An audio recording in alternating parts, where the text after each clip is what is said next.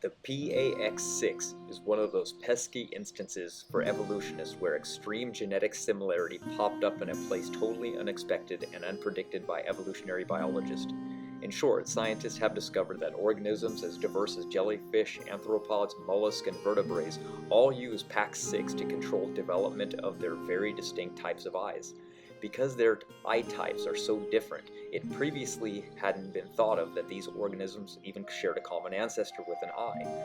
Evolutionary biologist Ernest Mayr explains the havoc wreaked within the standard evolutionary phylogeny when it was discovered that the same genes controlled eye development in many organisms with very different types of eyes.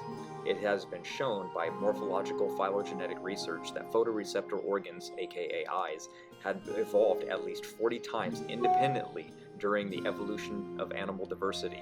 A developmental geneticist, however, showed that all animals with eyes have the same regulatory gene, PAX6, which organizes the construction of the eye. It was therefore at first concluded that all eyes were derived from a single ancestral eye with a PAX6 gene. But when the geneticists also found the PAX6 in species without eyes and proposed that they must have descended from ancestors with eyes. However, this scenario turned out to be quite the opposite, and the wide distribution of PAX6 required a different explanation. No valid argument had been made to date. Since the PAX6 discrepancy has made problems worse, it is now believed that the PAX6 has an unknown function in eyeless organisms. The odds of different species independently arriving at the same genetic mutation solution are statistically improbable. But if we require a Darwinian evolutionary answer, such an improbable event is actually what must have occurred. The observed distribution of the genes like PAX6 demand extreme convergent evolution at the genetic level worldwide. Highly illogical, highly improbable, just like all of the evolutionary theory. ERVs have function, so they are not your rescuing device anymore either. They are a necessary defense mechanism for the developing embryo, and they are actually controlled by the innate immune system. When they mutate, they lead to disease. Dormant, useless things would not do this. It has been discovered that ERVs aid transcription in 1/5 of the human genome. They are even found that ERVs are vital to the gene P53, which is a master gene regulator. P53 has been crowned guardian of the genome.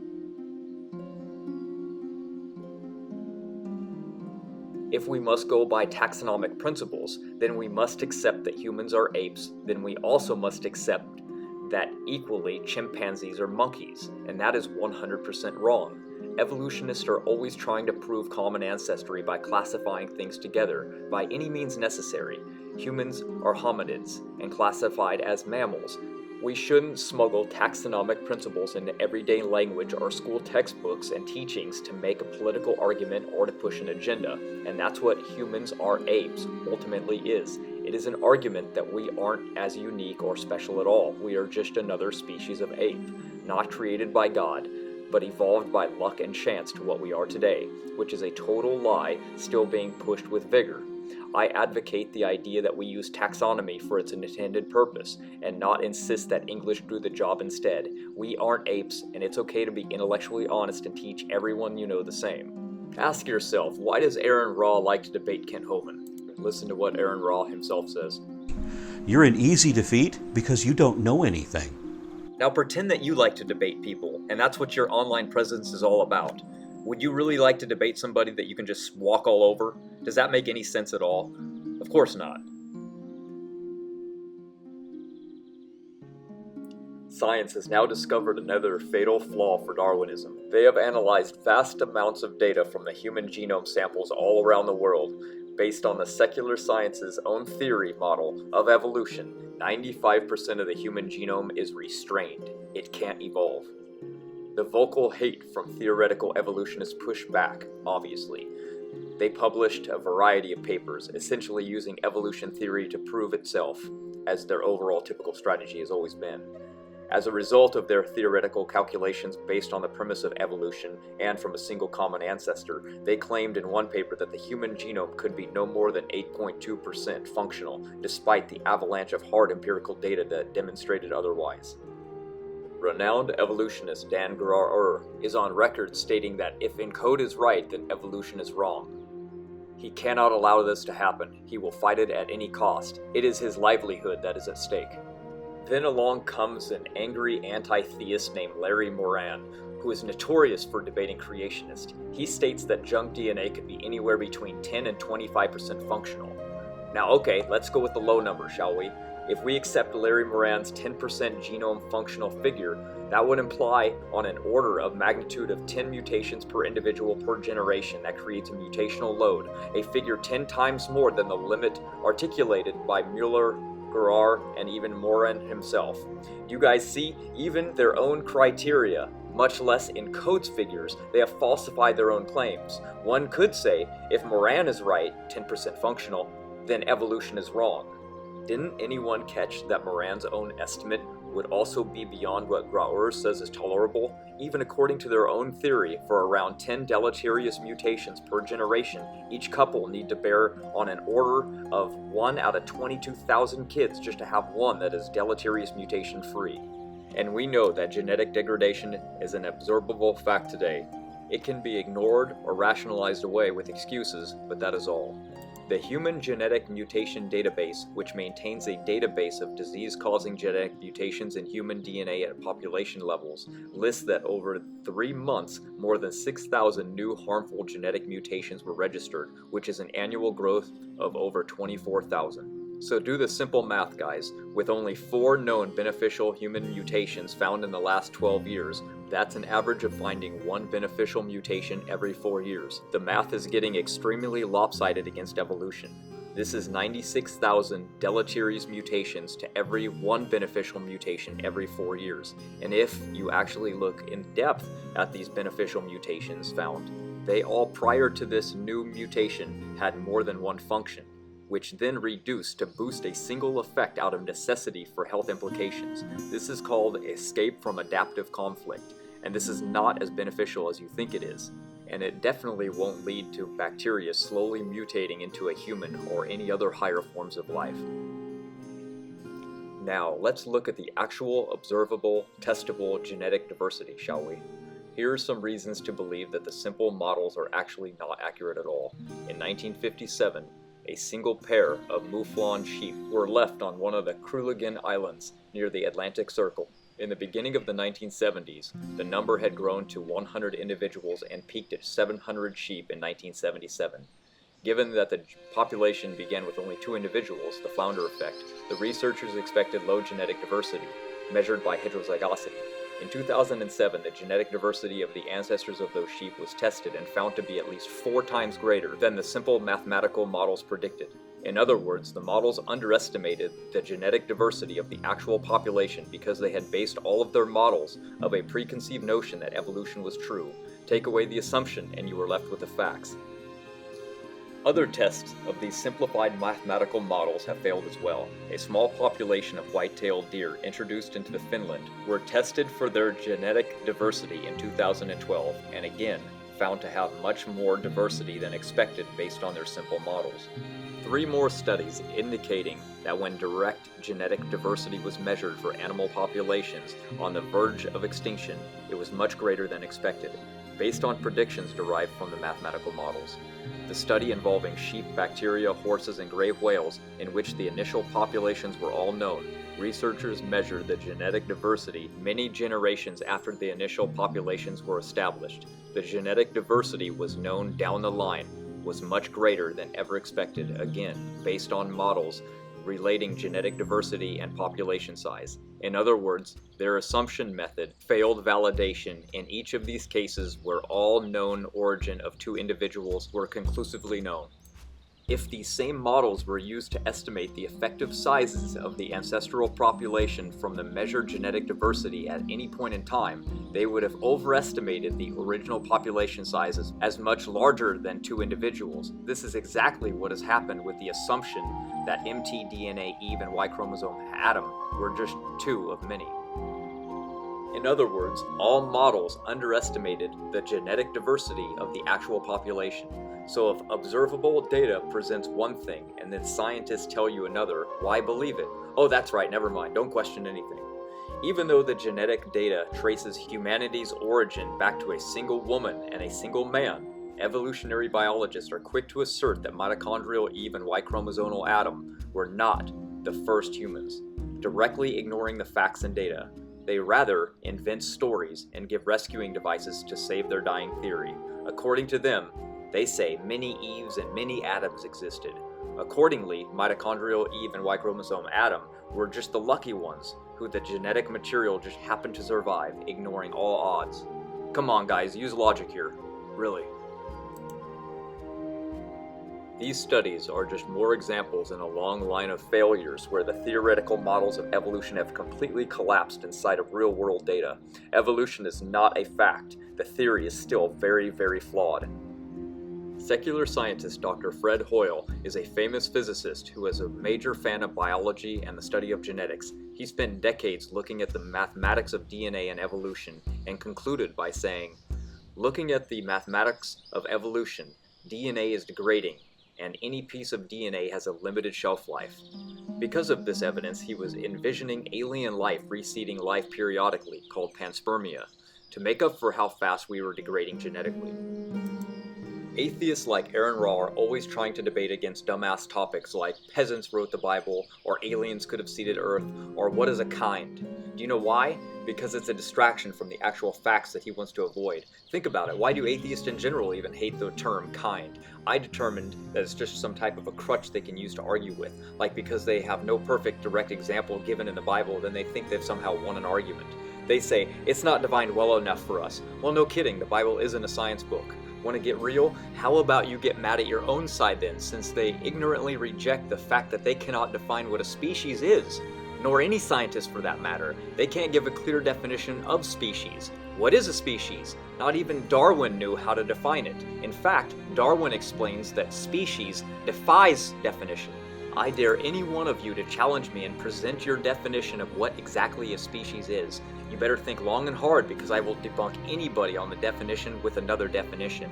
What is a species? How do you determine what a species is? Which of the 27 different species concepts are you going to use and why? None work. None. But let me guess, maybe the most popular? Well, that's argument of authority, and if we're going to use that argument, then atheists are toast as well, because your pathetic 5% of the world's population trying to say that the burden of proof is on the 95% is just stupid.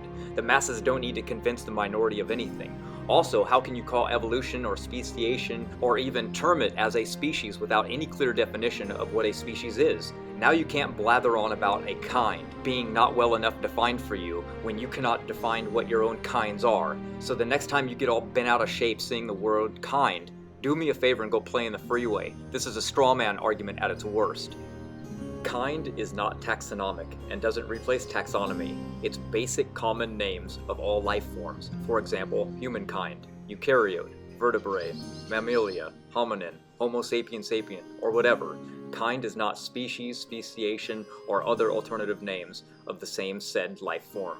Diet, allele variation, or taxonomy labels, dogma, kingdom, class, order, phylum, etc. There is no order kind. Think of kind between subgenus and order. It will fit in easily with the other concepts that exist. There you go, atheists. Now you can sleep at night. The reason evolutionists assume that all it takes is one beneficial mutation to overturn all of the harmful mutations is because of their mathematical models. You see, the original model only cares about one thing, in that life only makes it to sexual reproduction age. Then they ignore what the model does after that takes place, and only focuses on what happens when something lives just long enough with one random beneficial mutation to get passed on concurrently without fail. Which is not how beneficial mutations work. You see, if one parent has lactose intolerance and the other does not, then the offspring of that child will have a mild reaction to it. It's not just beneficial or negative, it's cut in half. Over and over each generation till it's back to a full lactose intolerance. This is why most people, around 76% of the world's population, stop producing lactose enzyme today. Yet harmful mutations like the BRCA gene are a 50-50 chance of inheritance. This is why deleterious mutations are so prevalent yet beneficial are so rare.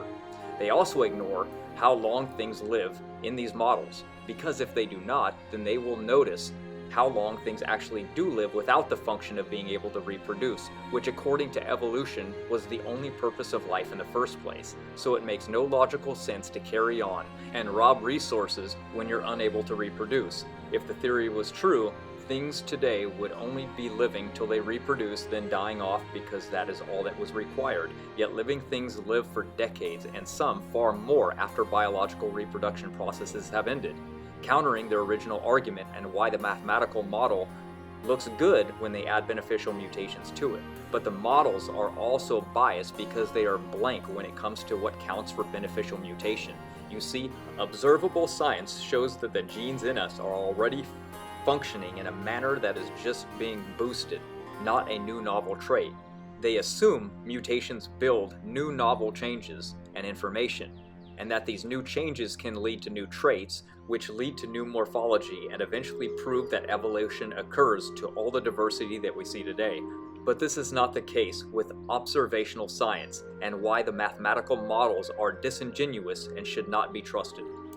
So again, the original mathematical model was very biased for 3 reasons.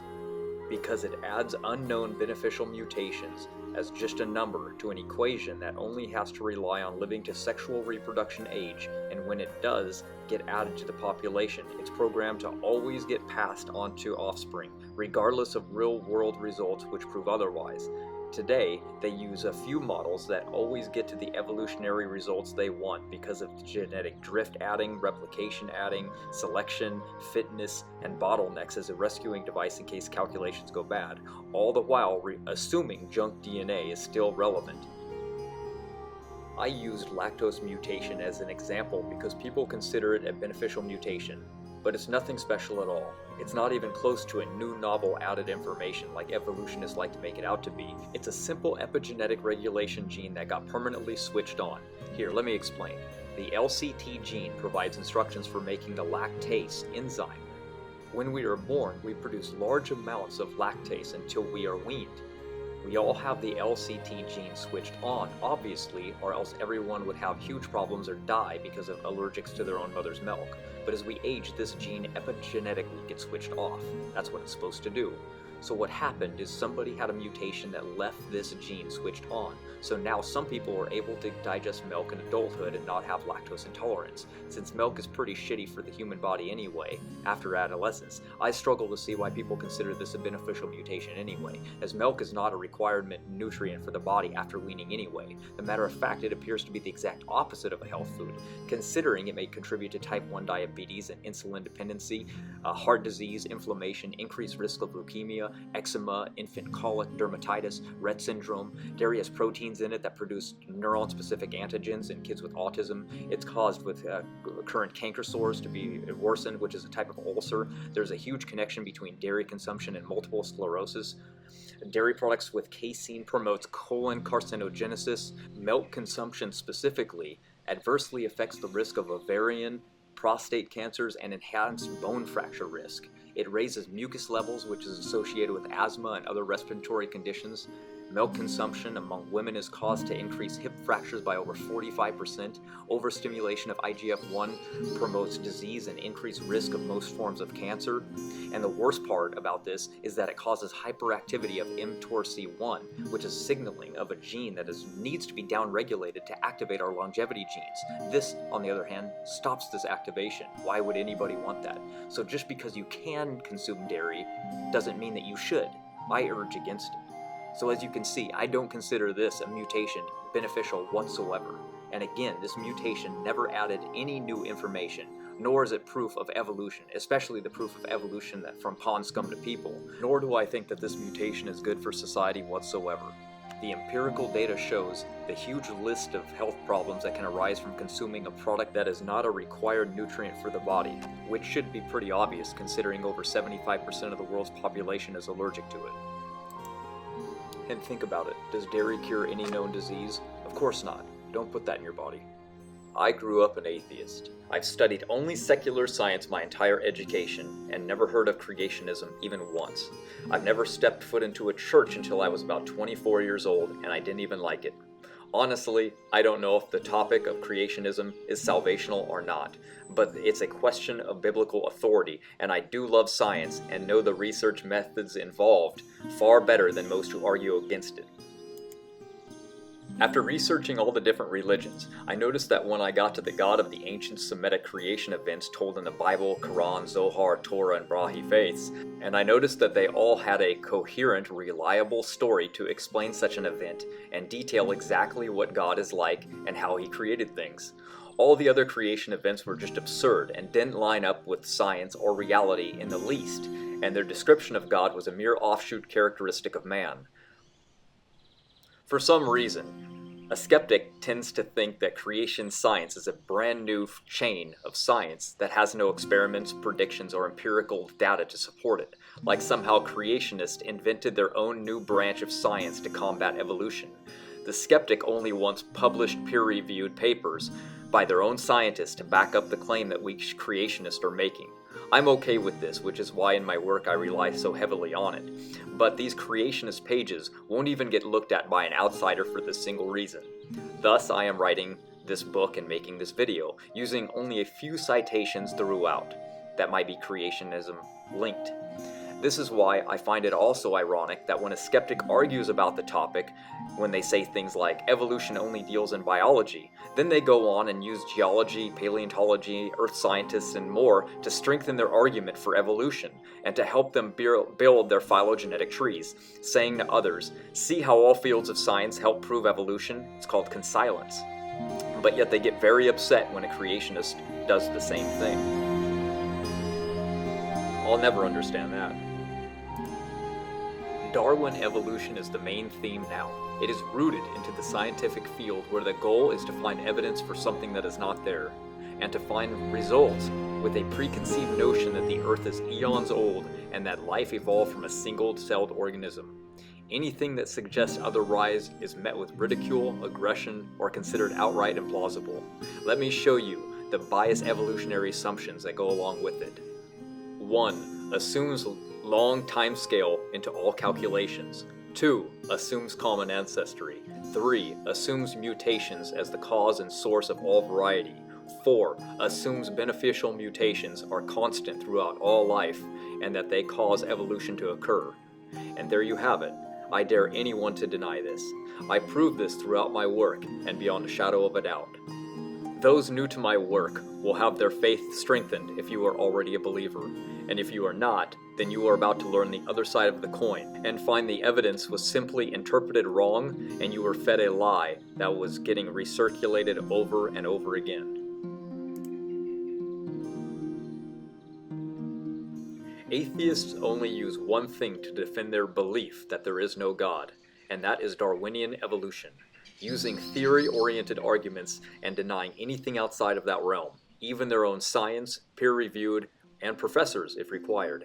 They think this is a battle between Darwinism and creationism, a war of belief systems. It is not. Science doesn't fight science, but evolutionary theory does. It is not open to objections or to criticism. Darwinism is biased to its core, hunting for evidence to make the fossil record accurate, and disregarding any evidence contrary to it. That's not science. Science doesn't care about if creation is real or evolution. It just is. People put their interpretation on discoveries to obtain the results desired so that their grant funding continues.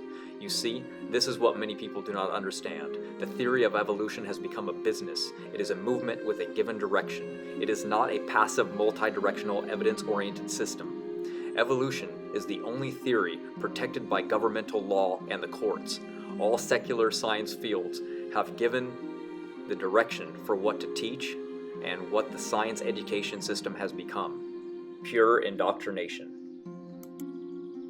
This is the type of attitude among skeptics today. It is like when I like to talk to military guys about the problems with the military. They will argue until they die, never seeing the other point of view. And it's okay, most people are this way, but the fact remains that the government doesn't give grant money to fund scientists, paleontologists, geologists, or anyone for that matter to find contrary information to what they were given the grant money for. Did you know that the famous Australopithecus, or aka Lucy, was found just less than 2 weeks before grant money ran out on November 24th, 1974? What a coincidence, huh? Well, not really. College professors write new books each year. That's how they actually make money, because teaching pays like garbage. So the circle of knowledge just gets recirculated. It's a business, and money rules.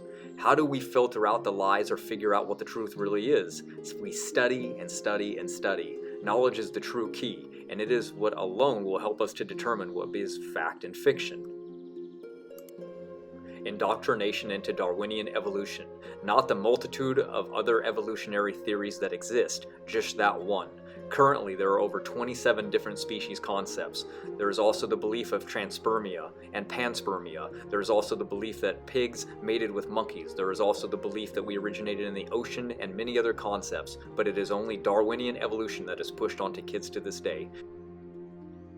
If evolution is random, from mutations, things will evolve randomly, but that is not from simple to complex, which is required for evolution to work from the beginning. You see, common ancestry works except for when it doesn't. Convergence. Everything evolves except for when it doesn't. Conservation. The stasis excuse. In conservation, genes are conserved when they appear unevolved, even despite millions of years according to their theory. In convergence, genes converge when they are similar despite lack of common ancestry. Evolutionary theory, however, should not expect to use either of these words. Genes and proteins should not be conserved, but exist in a constant state of flux. Organisms should not converge, but diverge. The words conservation and convergence function as a rescuing device for a theory that contradicts the evidence. Well, we know it's not random, because if we ourselves move to a different geographical location, we adapt to that region in many ways. It's simple. We change body fat, our skin tone or tan changes, blood oxygen levels change if we adapt to altitude, infection or immunity based on diet, foods, infections, mosquitoes. And then when we have kids, they as well adapt to that location through what we do and what we eat. Epigenetics has proven this. This is obvious guided adaptation through environmental changes and nothing more. So no data shows that evolution is random. Zero. So why would anyone with even half a brain believe in something so unscientific as natural selection? If natural selection were actually scientific, then we would observe a real trending, predictable trajectory, would we not? For example, all animals bearing more offspring. But natural selection explains opposite outcomes with equal ease. It explains why the sloth is slow and the cheetah is fast, and why roundworms are round and flatworms are flat. It explains why some animals bear lots of young and why some bear few. Natural selection also explains extinctions as well as survival, explosive radiation as well as stasis, convergence as well as divergence, the specialized feeder as well as the omnivore or the loner or the herder. If natural selection actually explains up, down, left, right, in, and out by some mysterious aimless force, then it isn't natural selection, simply a restatement phrase of things happen. Isn't that the opposite of a scientific explanation, a theory that tries to explain absolutely everything? That's not science. The word evolution simply has too many meanings. So for one to say it is a fact, it's wrong, and to say it's a lie is also wrong. It just means too many things. So let's clarify. But first, let's discuss the biggest problem with evolutionists is that they say, all too often, evolution is a fact, showing their total lack of even basic understanding of its premise. This is why they frequently all claim that the evolution theory will never be overturned, too clueless to even realize that the only way evolution theory can be a scientific theory is if it is falsifiable.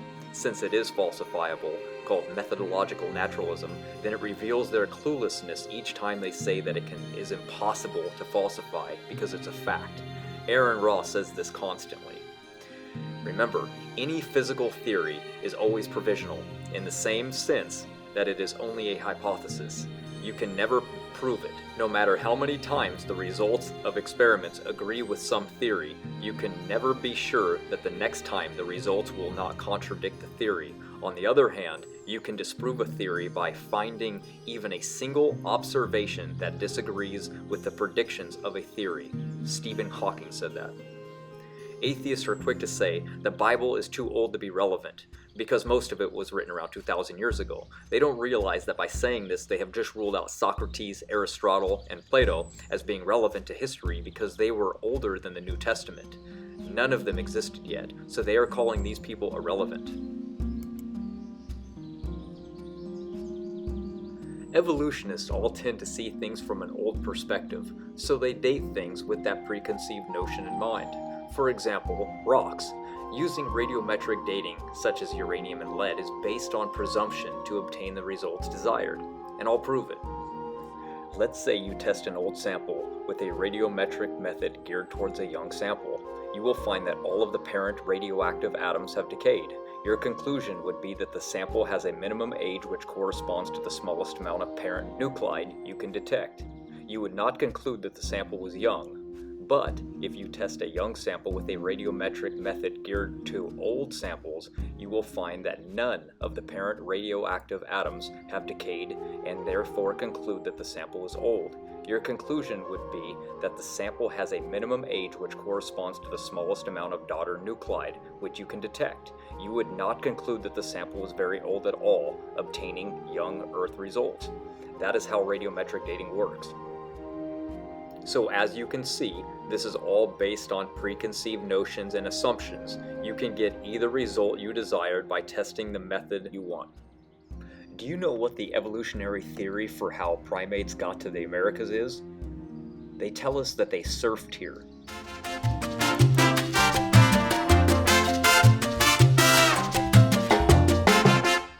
I debate online all the time. I usually look for a challenge, so I seek out popular YouTube atheists like Aron Ra or Apologia, Thunderfoot, Atheism is Unstoppable, Matt Dillahunty, Mr. Atheist, Mr. Stick. I just kind of look around and I see whoever has big numbers and who really likes to just debate and fight real hard. But the funny thing is these people aren't what they think they are. They're not free thinkers at all. They hate opposition. They hate a challenge. Aron Ra's Phylogeny challenge, he tells people, feel free to debunk it. I've debunked it and I sent him the link and he doesn't even respond. Matter of fact, he deletes my comments, like most of all these people do. Tony Reed, Caligula, all these guys just run constantly from me. And I have evidence to back that up because I knew that they were going to, so I started screenshotting this. And here's the evidence. Atheists are quick to say that 99% of all scientists believe in evolution. But is this number accurate? Actually, it's not even close. Brian Alters came up with that statistic back in 2007 during a petition called Project Steve in support of evolution. Only scientists named Steve were eligible to sign this. So yeah, that's going to be pretty accurate and not biased, huh? Anyway, shortly after, the AAAS passed another resolution supporting evolution and disregarding efforts to teach creationism in science classes. Stupidity really knows no bounds. Let's take a look at the real numbers, shall we? A 2015 study from Rice University found that scientists did have a tendency to be less religious than the general population, but they were not anywhere near 99%. The Rice University study found that Gaffney isn't alone, who was a biological teacher himself, saying that science and faith do not need to be at war. In the survey, 9,422 scientists in 8 regions around the world, they found only a minority believe that science and religion are in conflict, and more than half of the scientists in 4 of the regions self-identified as religious.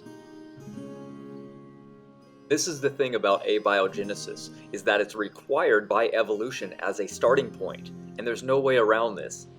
Nick Madsky, an evolutionary biology professor, atheist, and evolutionist, has a lot of study and research into this.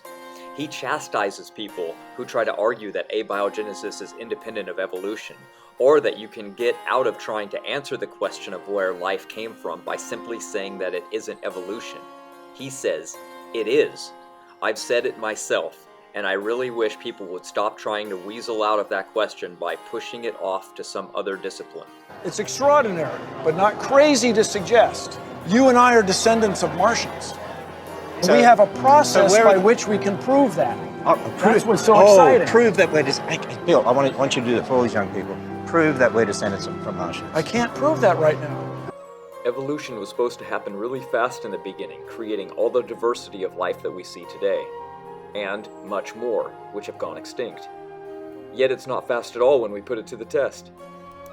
I have to ask you, as a skeptic, what are the odds that all humans are 99.9% all related, just like the Bible says, and all from the Fertile Crescent, exactly like the Bible says?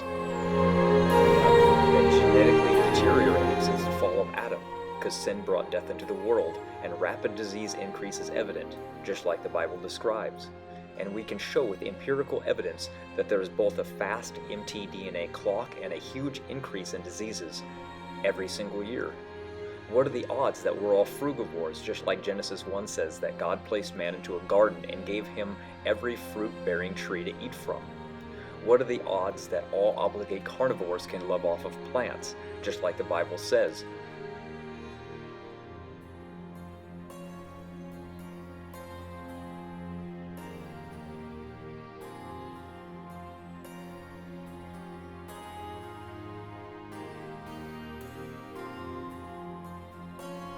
What are the odds that the best genetics are tracked to the Middle East, just like the Bible says where man came from? What are the odds that all languages arose around the same time, just like the Bible describes?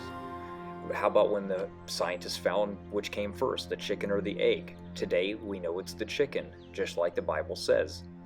Again, what are the odds that most religious texts worldwide tell us that man has lived to extreme ages during what is known as the Golden Age? And now we know that language cannot arise on its own, because just like the Bible tells us, God taught Adam. So let alone all these facts, quantum physics has indirectly proven God by proving that the argument against the philosophy called materialism has been now falsified. It's dead. Again, so what are the odds that all humans came from a single female? I don't think people consider this fact very much. Let's just take a look at that last comment that I made about all humans being from a single female. What are the odds of this? If a secular evolutionist even considered this for just a moment, rather than shrugging it off with excuses like there must have been a bottleneck, or there were probably many other women alive and those women didn't have kids, or maybe all of them just had boys, completely non-logical, especially when I describe the scenario for you in a minute. Besides, even according to their own theory, they have no proof of any bottleneck occurring, not in paleontology, the fossil record, or geology, in the geological column. So, what evidence do we have for this belief of a bottleneck? They don't have anything for it. That's your answer. A failed hypothesis is all that they have. You see, this is the real problem. According to the evolution theory, about 100,000 to 200,000 years ago, there were about 10,000 to 30,000 individuals. That's an estimate. Now let's just say half were women. That leaves us with 5,000 or 15,000, whatever you want to go with. Let's just say that the average is 10,000 for this debate. So now we have 10,000 different lines of possible mitochondrial DNA to be passed down. Yet we only have one today. What are the odds of this? That's highly improbable. But if you start with the biblical account, this lines up perfectly as to what we would expect and what we do see. There should be just one line, and there is just one line, exactly what the empirical evidence shows. Vast correlations line up directly with what the Bible says, and this is undeniable evidence. Well, you know what's interesting? When the Human Genome Project mapped the human genome, they said there's only one race of people. You know what that confirms? The Bible. Because we all go back to Adam and Eve, we're all one race. So I don't think it confirms the Bible. It just makes the Bible consistent with nature on this one point. Notice at the end how he just said, with this one point. Obviously he doesn't know or care to know about the other points. I have listed about 10 that all directly correlate. Science isn't the problem. I love science. It's people that's the problem. They want to interpret the evidence how they want to see it. And that's one of the biggest problems, is these people need and want evolution to be true. They love it. And they hate creationism. They hate it so much. The reason why is because if evolution is false, there's only one other option, and that is creationism. The Bible is absolute bullshit! Complete! So as you already know, evolutionists tell you two contrary things, like I stated at the beginning, that it's a guided process and it's survival of the fittest and strong genes breed out the weak. Yet at the same time, they can also agree that you have lost every single beneficial physiological strength, which totally contradicts itself. We know that random mutations are not random now. So why do they still present evidence as though it's somehow logical that we have lost everything that was good for us, like the different kinds of muscle strength that primates have? They are twice as strong as we are, easily. The video that you're watching right now is going to prove that. They also have a very powerful jaw. They can rip into a coconut within seconds. They are completely immune to infection. They have dense, thick fur protecting them from the elements. We lost all of ours, so now we have to do what? Wear clothing and sleep under more fur? That makes no sense. Then we have to take off all of this hair to go outside in the summer and then put it back on in the winter, depending on where we live, or at all times keeping it on, just to stay warm. That makes perfect sense. We sunburn, they do not. We get cancer, they do not. They have far better DNA methylation. They have far better vision and can see better colors for picking all kinds of fruits and flowers and fauna and vegetables. The Tamarin monkey alone eats more than 833 different plants from 167 different floral species, and never need glasses for failing eyesight. We cannot even walk without shoes because of our fragile feet and risk of infection or parasites. They have a very thick meninges, which is the layer around the brain protecting it. We humans have a very thin layer in comparison. They have far more nerve fibers than we do. They have no such thing as outdoor allergies in any primate species, yet humans have them all the time. They have far better hearing, as they have 3 bones in their inner ear that are housed within the skull outgrowth. They have far better bone density. They can fall down and nothing will break in their bodies unless it's from very high. They have 2 separate bones in their forearm and lower leg, giving them far more mobility than us. The ape's appendix is powerful for digesting cellulose. In humans, it's worthless for that and merely a backup immune system. Humans have a greater susceptibility than other primates to most infectious disease, which can be easily explained by species-specific changes in immune signaling pathways. AIDS, malaria, and cancer kill millions of humans each year around the world, as where most non-human primates appear to be naturally protected against all of these diseases. If we were part of the primate species, we have failed. We use about 2 to 9% of our digestive ability in the colon, as where apes use about 30 to 60%. No matter how much sun they get, they can never get skin cancer. We humans get skin cancer very easily. That's right, everyone. We've lost every single beneficial physiological characteristics just so we can talk. How am I supposed to envision, even with pure imagination, that all of these beneficial traits just micro-evolved away into oblivion through time, all while the brain was randomly evolving slowly via mutations, trying to enhance? Come on, that's not logical in the least when you break it down. As for the so-called just 1% difference between apes and people, that's a perfect example of skewing the data. Get a female ape, have her hair styled, worked on her, put her in some long skinny dress, force her to wear some heels and walk, add some makeup and perfume, and then bring her to the prom. See how many guys are going to ask her to dance. Or try to get that ape girl on a blind date. Tell the prospective guy that you can't say too much about her, but she's only 1% different from the rest of the hot chicks he knows. Watch his reaction when he sees her. Evolution teaches you to drop common sense on the floor as soon as they give you another science fact. I don't have enough faith to believe that every single physiological benefit has micro-evolved into oblivion for no reason at all.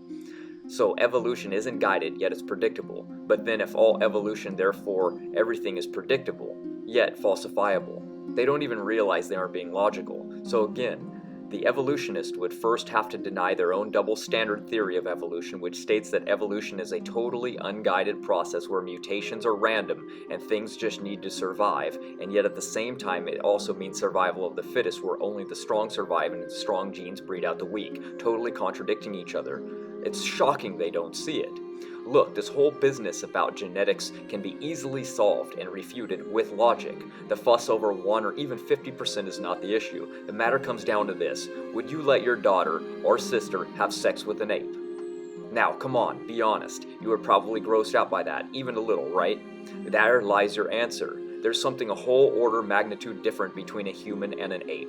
We're not the same and not even remotely similar. Stop being crazy and stop listening to the so-called experts who want you to drop common sense and I want you to be logical. Case closed. There are a few ways that schools use secular science to deceive. One is that they love to use taxonomy to swindle man into the ape family to make correlation, but it's not causation. This is a fact. Taxonomy is a play on words. This is where the beginning of deceit starts. Wording. It's all about manipulation through taxonomic wordplay where misdirection takes place. Humans are hominids. Hominoidea is a taxonomic group. Phylogenetic Systematics holds that taxonomic groups should be monophyletic, meaning that they should include all the descendants of one ancestor and do not leave any descendants out. You are not an ape, and you're not even part ape. You are made in the image and the likeness of your creator. The obvious is stated in the way that we humans are, and looking specifically at the brain, a new discovery in the field of human brain microanatomy was recently made. Scientists discovered a nerve cell called a rosehip neuron. These cells comprise of about 10% of the neocortex, which is the area of the brain involved with higher order brain functioning such as sensory perception, hearing and seeing, language and cognition. It is unique to humans, and we are able to activate a unique set of genes in just that one type of brain cell. Secular scientists are unaware of the evolutionary origin of this and of the entire nervous system which they belong. The Life Science article even states that most physical parts of the brain are relatively unchanged over long expanses of geological time, an explanation which counters the origin of the brain evolving slowly over time, and also removes the fallacy of meat as the driving force of brain development. The discovery of the sophisticated rosehip neurons, unique to mankind, is just another example of the hand of our Creator. David Ussery, a biologist at Oak Ridge National Laboratory in Tennessee, and his collaborators compared 1,000 different genomes. They found trying to build relations for phylogenetic trees is a waste of time because genetically there is not enough shared information between all life. They state, there are different ways to have a core set of instructions, but of the 1,000 genomes available, not a single protein is conserved across all genomes. They've been telling us for decades now that humans come from a common ancestor. We Christians predict that all life arose at the same time because that's what the Bible tells us. Let's check the current research and go by observational data rather than theory. The 2018 gene research study looked through 5 million genetic imprints on 100,000 animal species throughout the world to find one of the most surprising discoveries about evolution to date, that they have all been wrong. Evolution predicted that everything evolved up from a single cell, yet this new research looked at a selected portion of DNA from 100,000 different species by hundreds of different researchers from around the world. They found a telltale sign showing that all animals emerged at about the same time. Not only that, the study also found, rather unexpectedly for evolutionists, that species have clear genetic boundaries and nothing much in between. They go on to say in the study that humans and animals arose at the same time and there are genetic boundaries. Thatcher goes on to say, if individuals are stars, then species are galaxies. They are compact clusters in the vastness of empty space. The absence of in-between species is something that also perplexed Darwin, he said. This massive genetic study, which reveals that all life on Earth, including animals, birds, insects, and humans, that all appeared at the same time, should be cause for concern for the evolutionist. Their rationalization and excuses will come soon, but even the researcher himself stated, the conclusion is very surprising, and I fought against it as hard as I could. How does one explain that fact that 90% of all animal life, genetically speaking, is roughly the same age? Their answer? You guessed it. There must have been an environmental trauma causing a bottleneck that caused all living species to reduce to just a few living number of individual males and females to repopulate. Pfft, ridiculous. So what they're trying to tell you is that this so-called bottleneck for it to occur, had to reduce all 100,000 different species that they tested to a single maternal lineage to replace all the others, to carry the entirety of the linked genome along, thereby resetting mitochondrial variation to 0. Does that sound logical at all? Even in their own peer-reviewed paper, they state that it's not logical. They say, based on contemporary mitochondrial sequence data alone, it is impossible to distinguish an organismal bottleneck from mitochondrial and Y chromosome specific lineage shortening, since both mechanisms make the same prediction of a uniform mitochondrial sequence in the past. So they know and say that they cannot know this, but they will tell you that it happened anyway and expect you just to believe it because. They go on to say, for the planet's 7.6 billion people, 500 million house sparrows, and 100,000 sandpipers, genetic diversity is about the same. They would never submit to the actual evidence of the research, which shows that it's obvious that all life arose at the same time. As Kuhn points out, the unresolved arguments tend toward rhetoric. Like all scientists, they struggle to find an example or excuse to puzzle an explanation together before they commit corporate suicide for discovering evidence contrary to the evolutionary theory. They directly state, this study is one of the clearest, most data-rich, and general facts in all of evolution, that the existent population, no matter what the current size or similarity to fossils of any age, has expanded from mitochondrial uniformity. They even directly state that they use the fossil evidence of mammalian evolution in Africa theory to infer an old age of 100 to 200,000 years, based on nothing but assumption, and that sequence analysis has been interpreted to suggest that the last ice age created widespread conditions for a subsequent expansion. Because no actual evidence was seen for evolution, they just had to presume it happened and conclude this by stating, the vista of evolution is best seen from the passenger seat. Why? Because they have no direct access from the driver's seat to observe any evolution occurring at any time in any experiment under any condition. This study was just a perfect nail in the coffin for evolution. Their rescuing device excuses might be enough for the atheist, but it's not for the open-minded freethinker.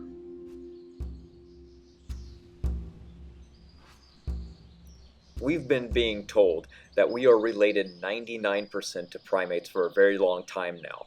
However, for them to obtain that number, they had to lie to you. They had to remove 25% of the human DNA and 18% of the primate DNA to obtain those results. So they only compared those strands that look similar. This is totally biased and a complete lie. It is to put an evolutionary curve on the data, like usual. Even as far back as 2005, a peer-reviewed study found that we matched primates as low as 86%. It's just been going down and down since that time. Right now we're around 55%.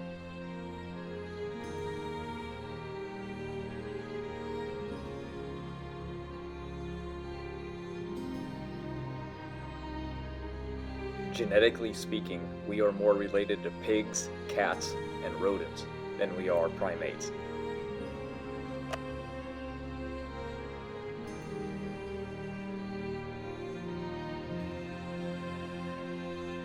Here is a real challenge for you, and it is one that can actually be tested, repeated, observed, and you cannot even pass my stage 1 challenge on it. And I know this for a fact because I've had conversations with you in the past where you've dodged, ducked, and even deleted comments about it. Luckily, I can prove it. They tell us that man grunted language into existence, but who are they? Scientists. That's right, not linguists who actually study and specialize in language for a living. So are you going to take some paleontologist, zoologist, or anthropologist theory for human language development from people who know nothing about it nor study it? That's not logical. So before I get into why it's impossible developmentally, neurologically, mathematically, and statistically that language cannot arise on its own, ask yourself, why would man even wait hundreds of thousands of years before using the same skills of today to record history? Speech is a fundamental part of evolution. Even Darwin himself said speech is 95% plus of what lifts man above animals. So no one can say that language has nothing to do with evolution. It most certainly does. and linguistics requires intelligence. Where did that come from? Language as a code only comes from intelligence. What I have noticed from studying stochastic models is that human language could not have arose on its own, and the numbers required for it to have don't come even close to telling the real story. I'm not talking about communication. I am specifically talking about human language. Keep this in mind.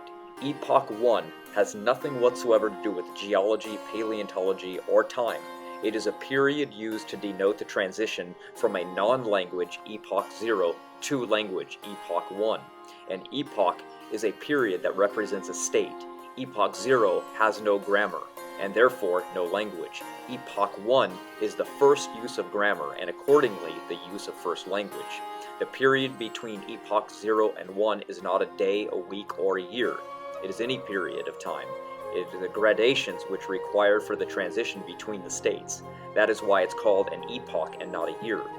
After reviewing all possible stochastic models associated with the age of complexity restraints of human language acquisition, it is clear that there were not enough people, and that human mental development could never have allowed humans to invent language. These models are what helped me determine this information to be a fact that no evolutionary theory or debate can get around. I will begin in more detail, but for now I think the first important lesson is on the Markov process. It's far more important to help you understand how this process can be used to show transitions between states from no language to language, which are epochs.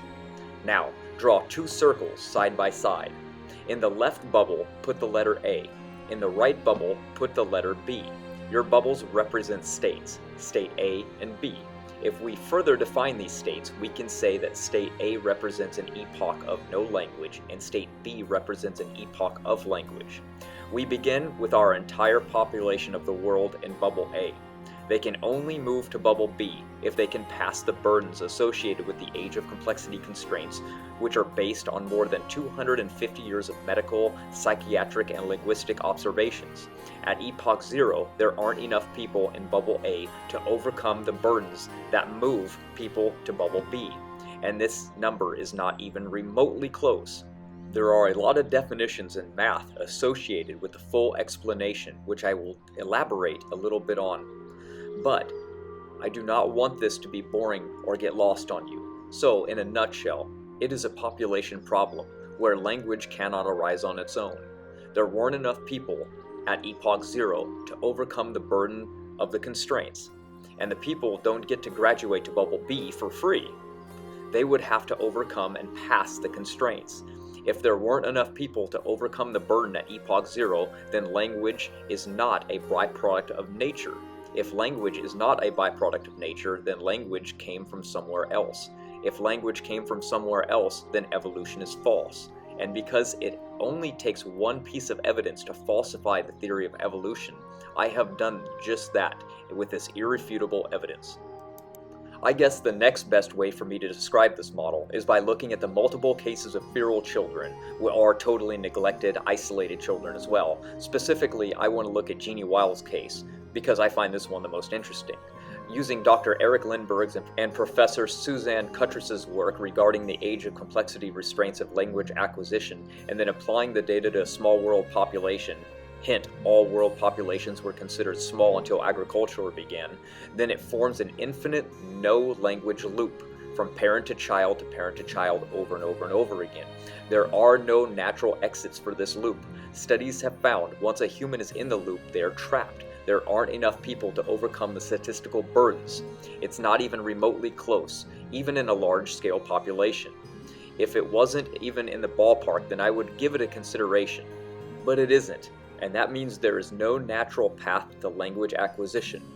One would need a population size that is sufficient to meet the burdens that are imposed on the population. Language came from somewhere else, and it seems nature had nothing to do with it.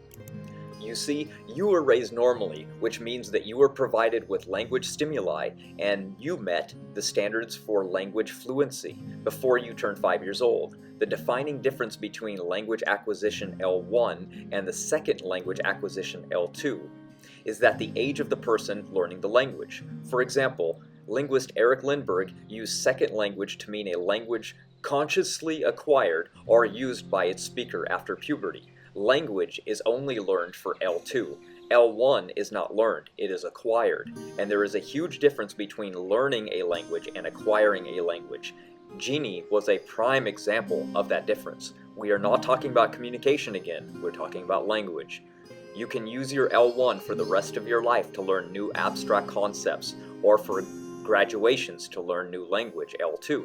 That is not the challenge. Before there was language, there was no language. The challenge was not to get primitive man to use L1, or new abstract words. Primitive man was like Genie, no language at all. She had no L1, nor did primitive man. Dr. Eric's challenge would have been to create grammar, because none existed. You can't compare primitive man challenges to your ability to use your L1 to learn new abstract things. I have noticed that from all the research, that abstract words cannot be learned after puberty, because abstract concepts cannot be understood or learned. That information I have gathered comes from the work of Dr. Lindbergh and his book Biological Foundations of Language, and more than 250 years of medical observations into all these studies have proven what I'm talking to you about. Let's say today you wanted to prove that human language can evolve and that it can form from nothing. What you would have to do is take every human being in the world and put them together. Now take everybody over the age of 13 and remove them. Now you're left with the people that have the ability to learn human language, because anybody after that age cannot grasp and learn the abstract concepts to learn language. So wolves do not have a language. They have primitive communication skills.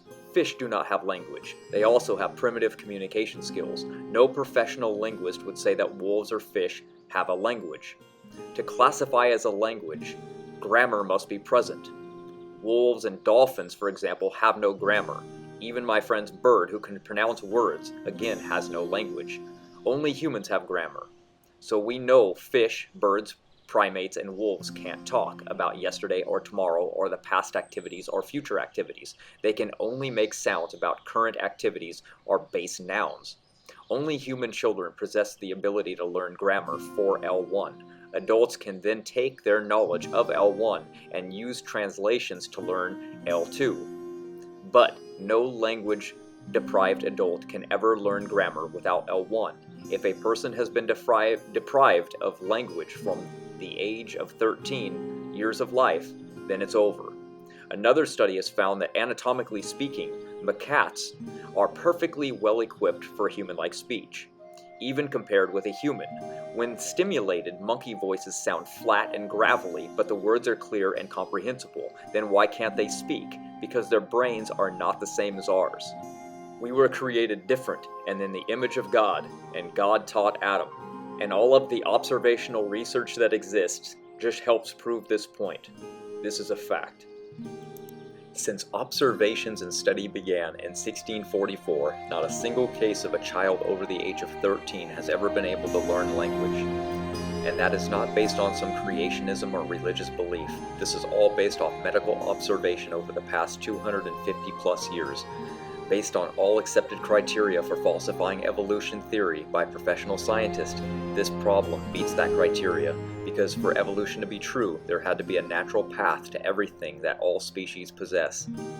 Knowing all of this, imagine now the idea that propagates today, that all humans unconnected worldwide all manage to form language independently and roughly all at the same time without knowledge from one another. As is obvious now, that theory is obsolete. Even more puzzling for evolutionary theory, Beth Shapiro of the University of California, Santa Cruz uncovered evidence and states that the huge variation in plants and animal genomes is linked neither to the complexity of the organism nor the number of genes that are encoded by those genomes. Clearly from the evidence, genetics exhibits none of Darwin's infamous slight successive changes. Science has some catching up with the movies, Shapiro laments. The de-extinction craze is busted. The creation event in the Bible is very vague. It goes into no specific details of it actually, just vague, simple comments. For example, there's zero mention for how animals were created.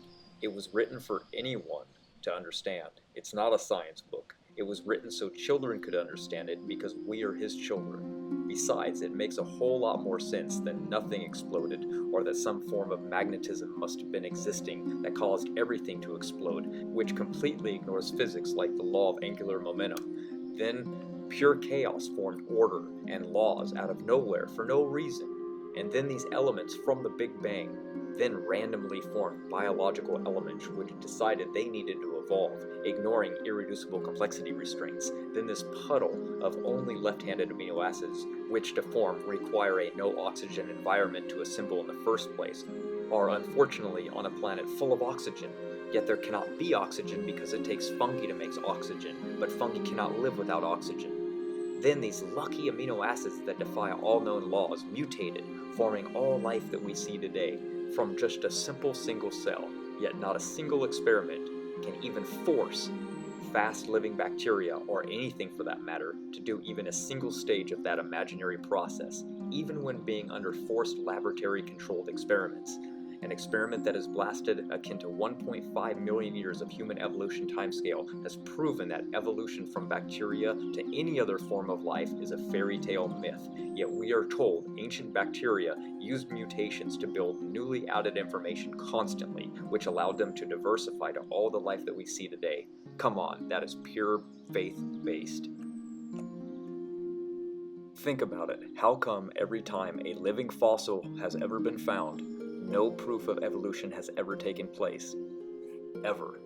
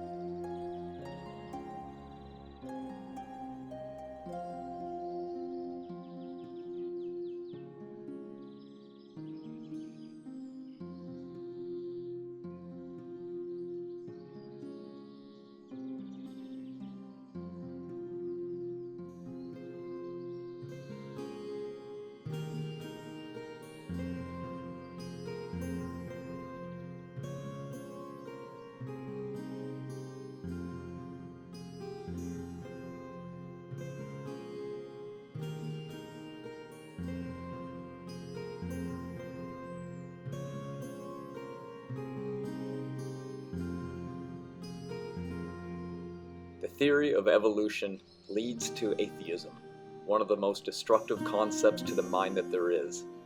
They lead the world in 4 things: suicide, medication intake, depression, and school shootings. This system is cancer for the world and human beings themselves.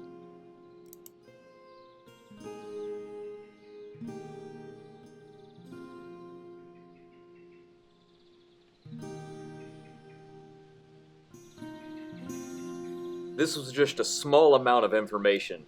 If you want to read more, look down below Show More and follow the links to our book.